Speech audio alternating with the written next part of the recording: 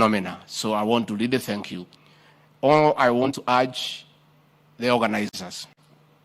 Next time the president invites you to State House, don't edit these productions. We have a few productions that were in Mombasa that are critical to our administration, that gives a very honest opinion of what they think is our performance so far. The president here doesn't want a praise and worship choir here.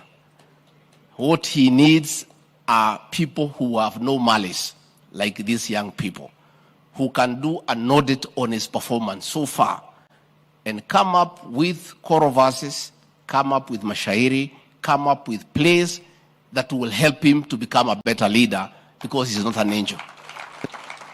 I know in the past, the organizers have had a habit of editing some performances and leaving them out and saying, no, this cannot go to State House, we are likely to get in trouble.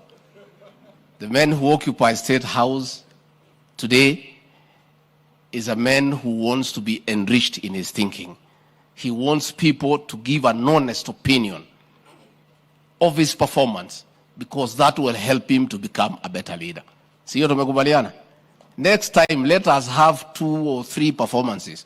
One on the finance bill and what you think about it. Because it is good, it will help the president. So, Your Excellency, drama and arts and the creative economy continues to be a social intervener in terms of shaping the way people behave and the way they think. It was through song, dance, and drama that young people were able to help the people of Kenya to deal with HIV and AIDS.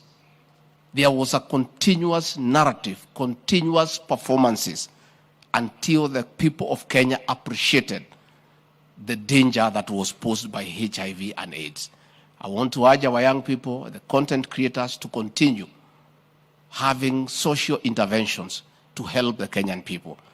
I was very pleased to see Matuga Girls here present a presentation on drug abuse and the effects of drug abuse, which we are having a big problem at the coast. I want to invite more